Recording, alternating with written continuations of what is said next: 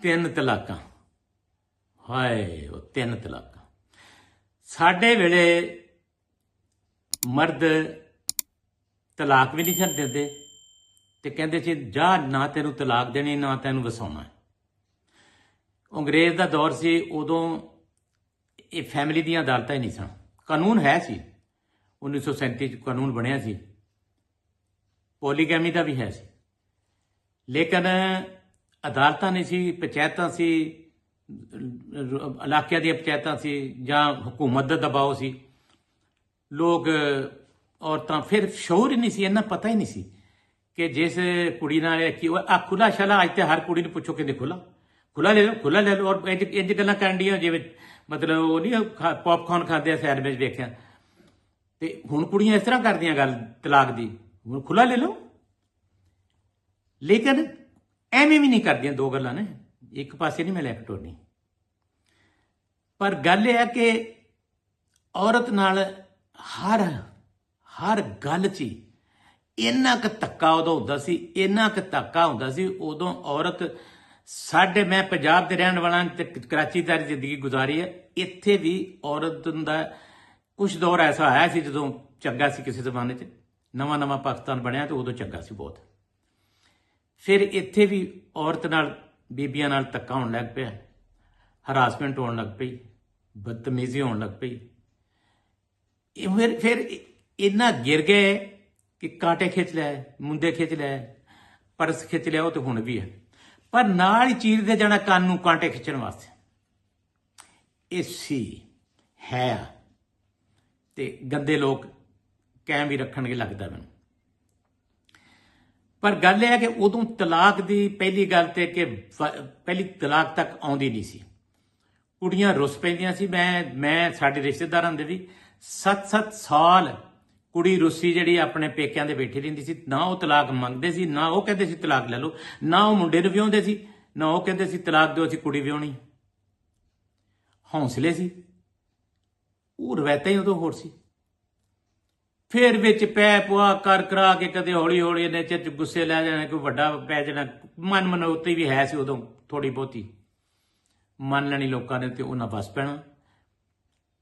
ਤੇ ਮੇਰਾ ਇੱਕ ਬਹੁਤ ਸਕਾ ਹੈ, ਉਹ 7 ਸਾਲ ਉਹਦੀ ਬੀਵੀ ਬੈਠੀ ਰਹੀ ਤੇ ਅੱਜ ਮਾਸ਼ਾਅੱਲਾ 9-10 ਪੁੱਤਰ ਹੋਏ। ਤੇ ਉਦੋਂ ਐਵੇਂ ਵੀ ਬਹਿ ਜਾਂਦੀਆਂ ਸੀ ਤੇ ਐਵੇਂ ਵੀ ਲੋਕ ਚੁੱਪ ਹੋ ਜਾਂਦੇ ਸੀ, ਸਬਰ ਬੜੇ ਸੀ। ਤੇ ਇਹ ਕਹਿ ਸਕਦੇ ਹੋ ਨਾਲ ਕਿ ਜਹਾਲਤ ਵੀ ਗੋਡੇ ਗੋਡੇ ਸੀ।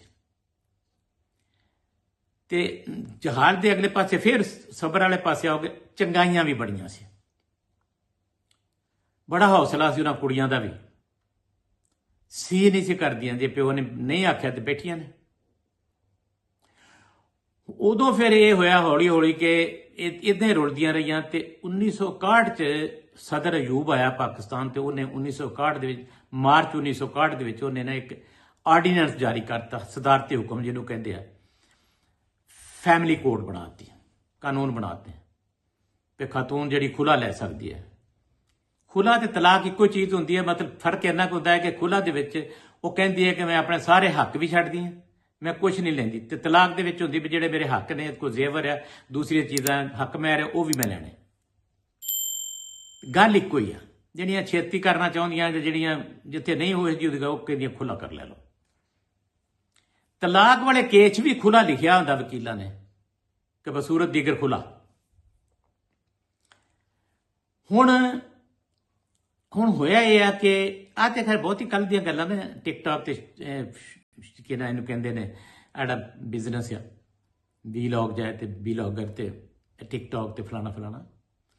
ਇਸ ਤੋਂ ਪਹਿਲਾਂ ਜਦੋਂ ਅਵੇਅਰਨੈਸ ਆ ਗਈ, ਲੋਕਾਂ ਨੂੰ ਹੋਸ਼ ਆ ਗਈ ਤੇ ਲੋਕਾਂ ਨੂੰ ਕਾਨੂੰਨ ਆ ਗਿਆ 1964 ਦੇ ਵਿੱਚ ਫਿਰ ਬਕਾਇਦਾ ਕਾਨੂੰਨ ਬਣ ਗਿਆ, ਜਿਹੜਾ 1961 ਚ ਸਦਰ ਅਯੂਬ ਨੇ ਬਣਾਇਆ ਸੀ ਨਾ, ਆਰਡੀਨੈਂਸ ਜਾਰੀ ਕੀਤਾ ਸੀ, 1964 ਚ ਬਕਾਇਦਾ ਬਣ ਗਿਆ। ਔਰ ਉਹਦੇ ਜ਼ਿਆਦਾਤਰ ਹਿੱਸੇ ਅੱਜ ਵੀ ਲਾਗੂ ਚੱਲ ਹੁਕੂਮਤ ਪਾਕਿਸਤਾਨ ਦੇ ਵਿੱਚ ਚੱਲ ਰਹੇ ਨੇ, ਬੰਗਲਾਦੇਸ਼ 'ਚ ਵੀ ਚੱਲ ਰਹੇ ਨੇ। ਮੈਨੂੰ ਲੱਗਦਾ ਸ਼ਾਇਦ ਇੰਡੀਆ 'ਚ ਵੀ ਕੁਝ ਚੱਲ ਰਿਹਾ ਹੁਣ, ਲੇਕਿਨ ਸ਼ੋਰ ਨਹੀਂ। ਹੁਣ ਇਹ ਹੈ ਕਿ ਤਾਲੀਮ ਜ਼ਿਆਦਾ ਹੋ ਗਈ, ਕੁੜੀਆਂ ਨੂੰ ਅਵੇਅਰਨੈਸ ਆ ਗਈ, ਕੁੜੀਆਂ ਨੂੰ ਉਹਨਾਂ ਦੇ ਹੱਕ ਮਿਲੇ ਆ, ਕਈਆਂ ਨੂੰ ਹੱਕ ਤੋਂ ਜ਼ਿਆਦਾ ਵੀ ਹੱਕ ਮਿਲੇ ਆ। ਹੁਣ ਇੱਕ ਇਸ ਤਰ੍ਹਾਂ ਦੀ ਆਬੋ ਹਵਾ ਦੀ ਬਣ ਗਈ ਕਿ ਫਿਰ ਜ਼ਾਹਿਰ ਹੈ ਪੜ੍ਹੀਆਂ ਲਿਖੀਆਂ ਕੁੜੀਆਂ ਹੁਣ ਕੰਮ ਕਰਦੀਆਂ, ਦਫ਼ਤਰਾਂ 'ਚ ਜਾਂਦੀਆਂ, ਸਕੂਲਾਂ 'ਚ, ਕਾਲਜਾਂ, ਯੂਨੀਵਰਸਿਟੀਆਂ 'ਚ, ਤੇ ਉਹ ਫਿਰ ਇੱਕ ਦੂਸਰੇ ਨਾਲ ਸ਼ੇਅਰ ਕਰ ਲੈਂਦੀਆਂ, ਸੁਣ ਵੀ ਲੈਂਦੀਆਂ। ਟੀਵੀ ਵੀ ਆ ਗਿਆ, ਟੀਵੀ ਦੇ ਉੱਤੇ ਡਰਾਮੇ ਜਿਹੜੇ ਆ, ਡਰਾਮਿਆਂ ਦਾ ਖੈਰੇ ਬੇੜੇ ਗਰਕ ਹੋਇਆ। ਡਰਾਮਿਆਂ ਦੀ ਮੈਂ ਇੱਥੇ ਗੱਲ ਹੀ ਕਰਦੇ, ਦੋ ਮੁਕੱਦਸ ਰਿਸ਼ਤੇ ਦੀ ਗੱਲ ਕਰ ਰਿਹਾ। ਮੀਆਂ ਬੀਵੀ ਦਾ, ਮਾਂ ਪਿਓ ਭੈਣ ਭਰਾ ਤੋਂ ਬਾਅਦ ਦੁਨੀਆ ਦੇ ਉੱਤੇ ਸਭ ਤੋਂ ਮੁਕੱਦਸ ਰਿਸ਼ਤਾ ਜਿਹੜਾ ਮੀਆਂ ਬੀਵੀ ਦਾ। ਤੇ ਹੁਣ ਉਸ ਰਿਸ਼ਤੇ 'ਚ ਮੈਂ ਉਹ ਗੱਲ ਨਹੀਂ ਕਰਨੀ ਜਿਹੜੀ ਕਰਨ ਲੱਗਾ ਸਾਂ, ਉਹਨੂੰ ਕੱਢ ਦਿੰਦੇ, ਉਹਨੂੰ ਫੇਰ ਕਿਸੇ ਟੌਪਿਕ ਤੇ ਕਰਾਂਗੇ। ਹੁਣ ਇਸ ਤਰ੍ਹਾਂ ਹੈ ਕਿ ਬਈ ਕੁਛ ਵੇਖੋ ਵੇਖੀ ਵੀ, ਕੁਛ ਡਰਾਮਿਆਂ ਦੇ ਅਸਰ ਵੀ, ਕੁਛ ਇਹ ਕਿ ਜਿਹੜੀਆਂ ਮਰ ਜਾਂਦੀਆਂ ਸੀ, ਘੁੱਟੀਆਂ ਜਾਂਦੀਆਂ ਸੀ 9-9 ਸਾਲ, ਉਹਨਾਂ ਨੂੰ ਕਹਿੰਦੇ ਨਾ ਤੈਨੂੰ ਵਿਆਹਣਾ ਹੈ, ਨਾ ਤੈਨੂੰ ਮੈਂ ਛੱਡਣਾ ਹੈ, ਨਾ ਤੈਨੂੰ ਮੈਂ ਲਿਆਉਣਾ ਹੈ। ਉਹਦੀ ਜਗ੍ਹਾ ਤੇ ਫਿਰ ਉਹਨੇ ਆ ਗਿਆ ਕਿ ਨਾਨੂ ਨਫਕਾ, ਜਿਹੜੇ ਉਹਨਾਂ ਦੇ ਖਰਚੇ ਦਾ ਕਾਨੂੰਨ ਆ ਗਿਆ, ਬੱਚਿਆਂ ਦੇ ਖਰਚੇ ਦਾ ਕਾਨੂੰਨ ਆ ਗਿਆ, ਬੱਚਿਆਂ ਦੀ ਕਸਟਡੀ ਜਿਹਨੂੰ ਕਹਿੰਦੇ ਕਿ ਬੱਚੇ ਮਾਂ ਕੋਲ ਰਹਿਣਾ ਚਾਹੀਦਾ, ਪਿਓ ਕੋਲ ਰਹਿਣਾ ਚਾਹੀਦਾ, ਮਾਂ ਦਾ ਹੱਕ ਜ਼ਿਆਦਾ ਕਰ ਦਿੱਤਾ। ਬੱਚੇ ਮਾਂ ਕੋਲੋਂ ਕੋਈ ਖੋ ਨਹੀਂ ਸਕਦਾ ਕਾਨੂੰਨ ਦੇ ਮੁਤਾਬਕ ਹੁਣ। ਤੇ ਇਸੇ ਤਰ੍ਹਾਂ ਹੀ ਫਿਰ ਉਹਨਾਂ ਦੇ ਅਖਰਾਜਾਤ ਦਾ ਆਰਡਰ ਆ ਗਿਆ ਕਿ ਪਿਓ ਵਾਸਤੇ ਫਰਜ਼ ਹੈ ਉਹ ਹਰ ਕੀਮਤ ਤੇ ਬੱਚਿਆਂ ਦਾ ਖਰਚਾ ਦੇਵੇ, ਉਹਨਾਂ ਦੀ ਮਾਂ ਨੂੰ ਤੇ ਬੱਚਿਆਂ ਨੂੰ। ਇਹ ਕਾਨੂੰਨ ਆ ਗਿਆ, ਉਹ ਚੁੱਕ ਕੇ ਜੇਲ੍ਹ ਛੋੜ ਦਿੰਦੇ, ਇੱਥੇ ਤਾਂ ਕੋਈ ਰਹਿਤ ਹੀ ਕੋਈ ਨਹੀਂ। ਫਿਰ ਇਵੇਂ ਕਰਦਿਆਂ ਫਿਰ ਉਹ ਹਕੂਕ ਹੋਰ ਵੀ ਆ ਗਏ, ਯਾਨੀ ਜਿਹੜੀ ਖਵਾਤੀਨ ਦੇ ਹਕੂਕ ਜਿਹੜੇ, ਫਿਰ ਵਿਰਾਸਤ ਵੀ ਮਿਲਣ ਲੱਗ ਪਈ, ਪਹਿਲਾਂ ਵਿਰਾਸਤ ਨਹੀਂ ਸੀ। ਯਾਨੀ ਬਹੁਤ ਸਾਰੀਆਂ ਮਤਲਬ ਅਸਾਇਸ਼ਾਂ ਸਹੂਲੀਅਤ ਖਵਾਤੀਨ ਨੂੰ, ਬੀਬੀਆਂ ਨੂੰ ਮਿਲ ਗਈਆਂ। ਇਹ ਇੱਕ ਪਹਿਲੂ ਆ। ਦੂਜੇ ਬੰਨੇ ਮਰਦਾਂ ਦਾ ਵੀ ਉਹੀ ਕਿ ਮਰਦ ਵੀ ਬਹੁਤਾ ਪੜ੍ਹਨ ਲੱਗ ਪਏ ਸੀ। ਜਦੋਂ ਛੋਟੇ ਸਾਂ ਸਾਨੂੰ ਇਹ ਕਦੇ ਸੋਚਿਆ ਵੀ ਨਹੀਂ ਸੀ ਕਦੇ ਇਹ ਪਿੰਡ ਛੱਡ ਕੇ ਵੀ ਚਲੇ ਜਾਵਾਂਗੇ। ਇੱਕ ਵਾਰੀ ਮੇਰੀ ਜ਼ਿੰਦਗੀ 'ਚ ਸਾਡੇ ਪਿੰਡ 'ਚੋਂ ਕੁਝ ਲੋਕ ਸਨ, ਮੋਤਬਰ ਲੋਕ ਸਨ, ਉਹ ਕਿਤੇ ਪਿੰਡ ਛੱਡ ਕੇ, ਤੇ ਉਹ ਨਾਲ ਹੀ ਸ਼ਹਿਰ ਹੈ ਸਾਡੇ 23 ਕਿਲੋਮੀਟਰ, ਉੱਥੇ ਜਾ ਕੇ ਉਹਨਾਂ ਦੁਕਾਨਾਂ ਪਾ ਰਹੀਆਂ ਕੱਪੜੇ ਛੁਪੜੇ ਦੀ। ਤੇ ਮੈਨੂੰ 2 ਸਾਲ ਇਹ ਸਮਝ ਨਹੀਂ ਆਈ ਕਿ ਯਾਰ ਇਹ ਪਿੰਡ ਛੱਡ ਕੇ ਕਿੱਦਾਂ ਜੀਣ ਡੈ ਨੇ ਉੱਥੇ। ਇਹ ਸੋਚ ਸਾਡੀ ਇਤਨੀ ਹੁੰਦੀ ਸੀ ਕਿ ਇਹ ਦਿਮਾਗ ਹੀ ਨਹੀਂ ਸੀ ਬਣਦਾ ਵੀ ਇਹ ਪਿੰਡ ਵੀ ਕਦੇ, ਸਾਨੂੰ ਪਤਾ ਸੀ ਦਾਦਾ ਸੀ ਇੱਥੇ, ਦਾਦੇ ਦੇ ਮਰਬੇ ਆ, ਫਿਰ ਉਹ ਵੰਡੇ ਗਏ ਸਾਡੇ ਪਿਓਾਂ ਤੇ ਚਾਚਿਆਂ 'ਚ, ਫਿਰ ਸਾਡੇ 'ਚ ਵੰਡੇ ਜਾਣਗੇ, ਅਸੀਂ ਵੀ ਇੱਥੇ ਹਲ ਵਾਵਾਂਗੇ। ਇੰਨਾ ਹੀ ਸੀ ਕਿ ਇੱਥੇ ਰਹਿਣਾ, ਇੱਥੇ ਕਬਰਾਂ ਸਾਰਿਆਂ ਦੇ, ਇੱਥੇ ਪਿੱਛੇ ਜੋ ਵੇਚਦੇ ਆਏ ਸਨ, ਹੋਰ ਕੁਝ ਨਾ ਬਿਜਲੀ ਵੇਖੀ ਸੀ, ਨਾ ਗੈਸ ਵੇਖੀ ਸੀ, ਨਾ ਟ੍ਰੇਨ ਵੇਖੀ ਸੀ, ਨਾ ਟੈਲੀਫੋਨ ਵੇਖਿਆ ਸੀ, ਸਾਨੂੰ ਪਤਾ ਹੀ ਇੰਨਾ ਸੀ।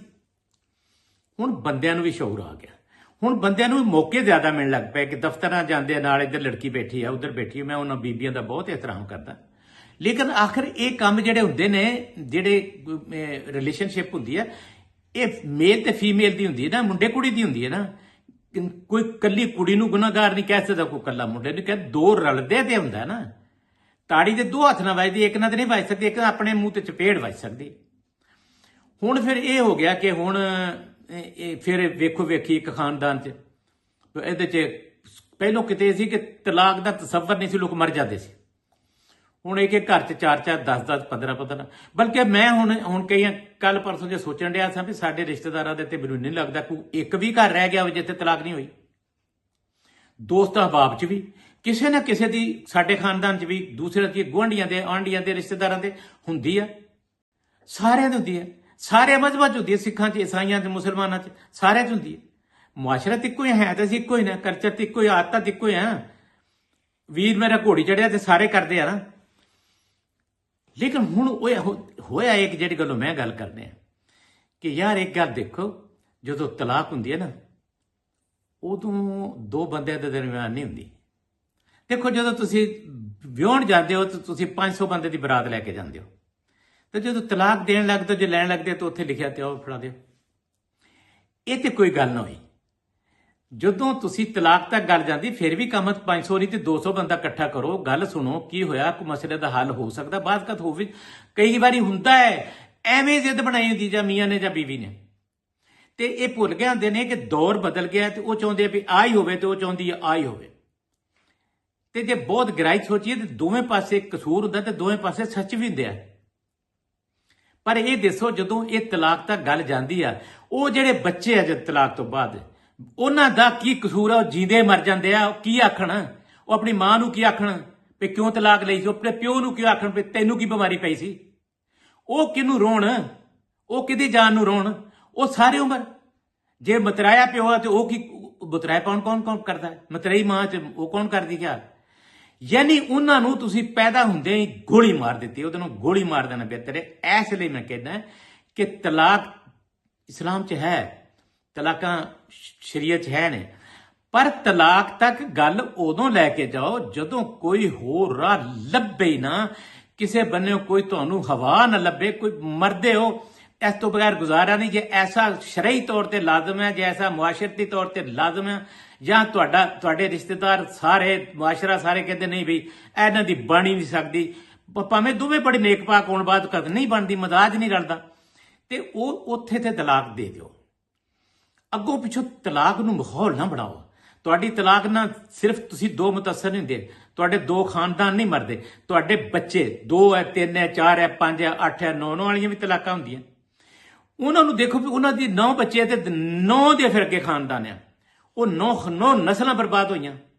ਕਿਸੇ ਦੇ 5 ਹੈ ਤੇ 5 ਨਸਲਾਂ, ਕਿਸੇ ਦੇ 6 ਹੈ ਤੇ 6, ਕਿਸੇ ਦਾ 1 ਹੈ ਤਾਂ 1 ਉਧਰ ਰੁੜ ਗਿਆ, ਫਿਰ ਨਵੀਂ ਜਗ੍ਹਾ ਸ਼ਾਦੀ ਹੋਈ, ਫਿਰ ਨਾ ਉਧਰ ਜੋਗੇ ਨਾ ਉਧਰ ਜੋਗੇ। ਇਹ ਕੰਮ ਜੇ ਮਜਬੂਰੀ ਹੋਵੇ, ਅਸਲੋਂ ਹੀ ਮਰਦੇ ਹੋ ਤਾਂ ਕਰੋ, ਨਹੀਂ ਤੇ ਨਾ ਕਰੋ ਯਾਰ। ਇਹ ਕੰਮ ਬਹੁਤ ਭੈੜਾ ਜੇ, ਇਹ ਇਨਸਾਨੀਅਤ ਦਾ ਦੁਸ਼ਮਣ ਦੇ, ਇਹ ਕੰਮ ਨਾ ਕਰੋ, ਤੁਹਾਨੂੰ ਰੱਬ ਦਾ